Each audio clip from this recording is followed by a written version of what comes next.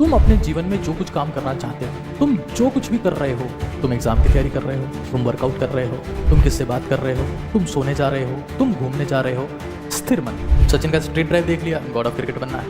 मेरा सेशन देख लिया, टीचर बनना है। जिंदगी में एक निर्णय लो, उसके बिना सर्वोच्च गति संभव नहीं है। और अगर आपको मन को शक्तिशाली बनाना है, वरना लोग आपको लूटेंगे, लोग आपको लूटेंगे, आप कमजोर बनते जाएंगे। मन को शक्तिशाली बनाने का एक दो रास्ते हैं, एक नहीं कहूंगा, दो रास्ते।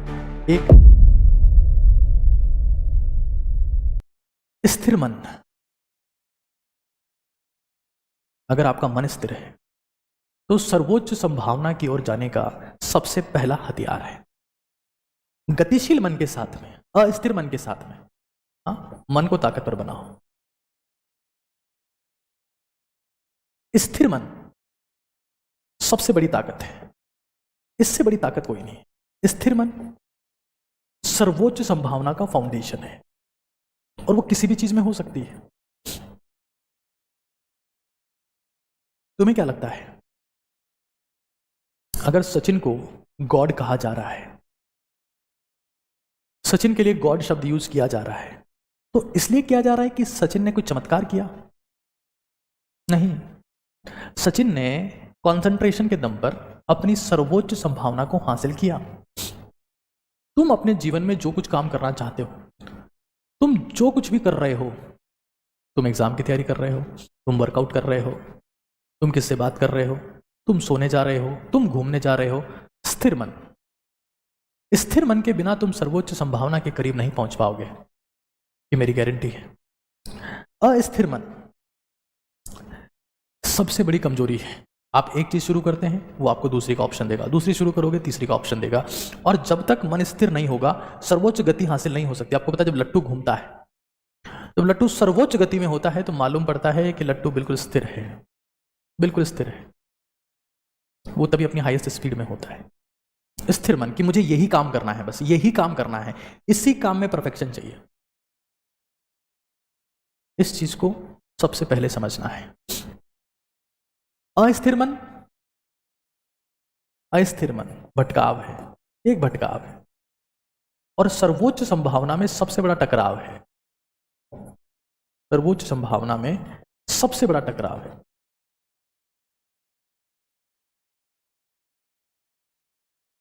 सर्वोच्च संभावना किसी भी क्षेत्र में हो सकती है, लेखन में हो सकती है, बोलने में हो सकती है, सर्जरी करने में हो सकती है, किसी भी चीज में, किसी भी चीज में आप सर्वोच्च संभावना की बात कर सकते हैं। लेकिन हमारे साथ में दिक्कत क्या है, आप एक चीज समझिए, हम लोग क्या करते हैं कि हम कुर्सी पर बैठे हैं, हम कुर्सी पर हैं, हमारा शरीर तो स्थिर है, बिल्कुल स्थिर है, हिल नहीं रहा है, और मन भयंकर गतिशील हो रखा है कि वो किसी एक विचार पर रुकने को तैयार नहीं है। कर्म तो बहुत दूर की बात है, विचार पर ही रुकने को तैयार नहीं कि मुझे जिंदगी में ये करना है। हेलीकॉप्टर शॉट देखा तो वर्ल्ड कप जीतना है, जवान मूवी देख ली शाहरुख खान बनना है, गदर 2 देख ली सनी देओल बनना है, सचिन का स्ट्रीट ड्राइव देख लिया गॉड ऑफ क्रिकेट बनना है, मेरा सेशन देख लिया टीचर बनना है, गुरु बनना है। जिंदगी में एक निर्णय लो, उसके बिना सर्वोच्च गति संभव नहीं है। मैंने अपनी जिंदगी में डिसीजन फिक्स किया कि मुझे सिर्फ और सिर्फ हिंदुस्तान को ओजस्वी तेजस्वी तपस्वी बनाना है, हिंदुस्तान के युवाओं को सही रास्ते पर लेके चलना है, 10 करोड़ लोगों को मुझे एक परफेक्ट पाथवे के ऊपर लेके जाना है, उनको शारीरिक, मानसिक, आर्थिक, बौद्धिक, आध्यात्मिक रूप से परिवर्तित करना ही मेरा डिसीजन है। और मैं इस मुद्दे से किसी भी कीमत पर भटकने को तैयार नहीं। अगर आपका शरीर स्थिर है तो शरीर किसी काम का नहीं है, और मन गतिशील है तो मन किसी काम का नहीं। मन तभी ताकतवर बनता है जब वो स्थिर हो, और शरीर तभी ताकतवर बनता है जब वो गतिशील हो। अगर आपका मन भाग रहा है, सबसे कमजोर मन, एक सेकंड उसे ये चाहिए, दूसरे सेकंड कुछ और चाहिए। आपका शरीर भाग रहा है, शरीर ताकतवर बनेगा। तो जिंदगी में सबसे पहले हमें परफेक्शन के साथ में सेट कर लेना है, क्योंकि हमने क्या किया है, आज मैं देखता हूं 90% लोगों ने, मतलब वो हर वक्त नेगेटिव विचार ला सोच कर, हमेशा नेगेटिव सोचा, नेगेटिव सोच अपने मन को इतना कोमल कर लिया है, इतना कमजोर कर लिया है उससे खून रिश्ता है। उनको कोई कुछ नेगेटिव बोल दे, उनको कुछ भला बुरा बोल दे, वो परेशान हो जाते हैं, आहत हो जाते हैं कि पता नहीं क्या ही हो गया, मेरी इंसल्ट कर दी, मेरा ईगो हर्ट कर दिया। ईगो तुम्हारा मन कमजोर हो गया, और कमजोर मन के साथ में तुम जिंदगी में कभी कुछ हासिल नहीं कर पाओगे पार्थ। ये बात श्री कृष्ण ने भी कही है। इमोशन कंट्रोल होंगे तभी एक्शन होगा। इमोशन को होल्ड करने से ही होता है, वरना लूज मोशन हो जाते, कोई एक्शन ले नहीं पाता इंसान, तो वो निपट जाता है।